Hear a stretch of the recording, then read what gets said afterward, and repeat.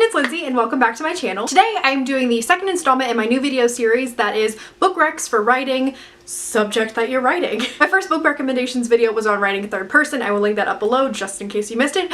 But today we are talking about unreliable narrators. Because who doesn't like to be constantly lied to while you're reading, right? I also just briefly want to point out the fact that most narrators are unreliable, like all of them, especially if you're writing in first person, because the entire story is filtered through their experiences and everyone has biases.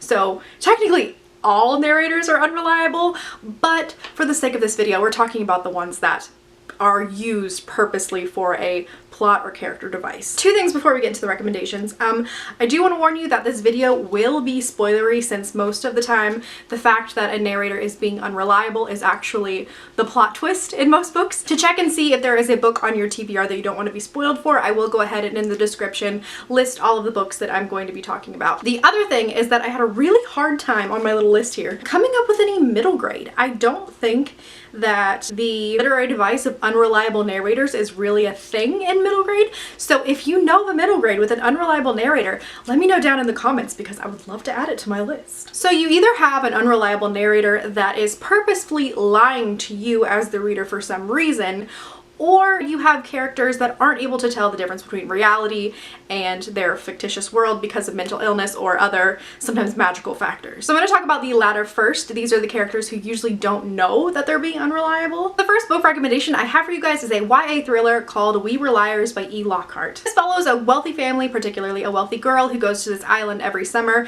but for some reason she hasn't gone the past few summers, and then she decides to go, and secrets and mysteries kind of unravel from there. So I think this is a good example of the unreliable narrator who does not know she is unreliable. The main character is repressing certain events that are making it impossible for her to tell and us as the reader to tell what is going on. Another book that does almost the exact same thing is The Lies She Told. This one is an adult thriller that does basically the same thing. This book is about an author who is writing a story about a woman dealing with infidelity, and at the same time her husband's best friend goes missing. So she's dealing with both of these things at the same time, and slowly the two worlds start to kind of come together. There's a lot of information omitted in this book, and that is because the narrator herself doesn't quite know what's going on. She's missing chunks of her memory, and you find out in the end she was unreliable the whole time because of some medication she was taking. Now, both of these books have been widely critiqued for the method in which the narrators become unreliable. Obviously, they're dealing with coping mechanisms and mental illnesses and medication usage, and these are touchy subjects. The trope of the killer who didn't know they were a killer because they are psychos is kind of overused a little bit in thrillers. It's definitely a well-known trope, and I think at this point you need to be really careful if you're going to use that in your own writing. It's very slippery slope, to say the least. If these two books are actually good representations of mental illness is up for debate.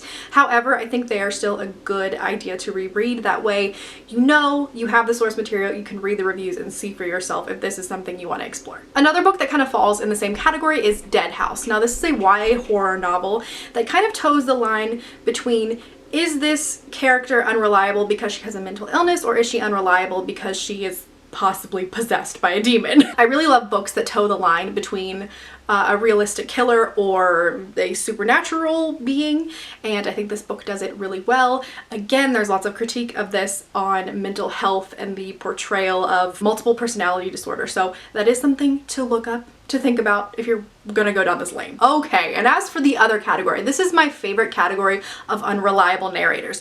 These are the gritty, nasty, lying ladies, and sometimes gentlemen and others, that are lying to you because they have secrets. My first example of this is I Know You Know by Gillian Macmillan. Maybe? Yep, something like that. This book is about a group of 3 boys, 2 of which gets murdered, 1 survives. He grows up, and 20 years later he starts a podcast to uncover the mystery of his best friend's murder. There has been someone arrested for the murder, but he thinks they're innocent. So you get his perspectives through these podcasts. You also get the perspective of one of the murdered boy's mother, and you get the perspective of the detective who first found the body and has been working on it for the past 20 years.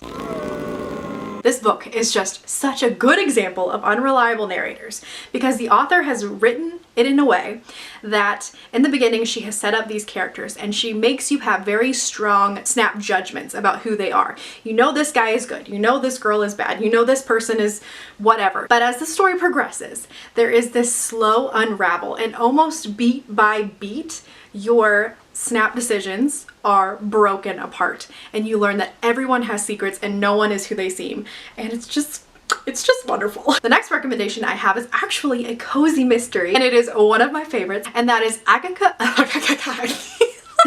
Christie's And Then There Were None. Actually, this is what the Clue board game and the Clue 1980s movie was based off of, and actually, if you really wanted to, I would almost suggest watching the 1980s film adaptation over reading the book itself, because in the book we have one unreliable narrator who is the killer, but in the movie all of the people stuck in this house are unreliable and have secrets, and it's just delicious. I've got this book, so I guess I should hold it. The story is about a group of people that are invited to spend the weekend on this manor island, and they all find this really creepy poem in their room that tells the story of there being 10 little boys and slowly how each of them die until there were none left. And as the story progresses, each character is killed off exactly in the way that the poem says. The movie is just such a deep dive into characters. You can just really see like the tense looks and the foreshadowing elements in the movie really, really well.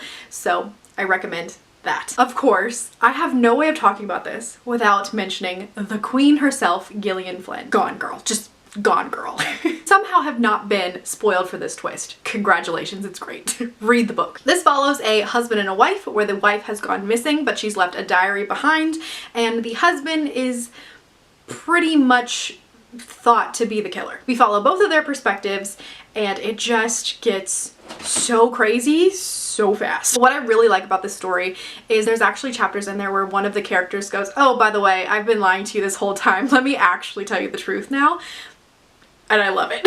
I think Gillian Flynn's construction of the wife, Amy, is just utterly brilliant. Amy is a mastermind, and Gillian Flynn is a mastermind for creating her and the whole situation. And I think, maybe I'm wrong, but I think she started this trope of what happens with this wife. I'm trying not to spoil if I can, but she is the first book that I have read and I have heard of that does this particular switcheroo on you that's just really great, and I've read a bunch of books since then that do this exact same thing, and it completely pulls the rug out from under your readers. The last recommendation I have is actually a book I haven't read yet, but I'm still gonna recommend it because I've heard it does a fantastic job of the unreliable narrator trope. That is The Kiss of Deception by Mary E. Pearson, I believe. This is a story about a princess who runs away, and two men go after her to try to find her. One is the prince she is supposed to be married to, and the other is an assassin. But the twist is, throughout the entire story, you only get the male point of views without knowing which is the assassin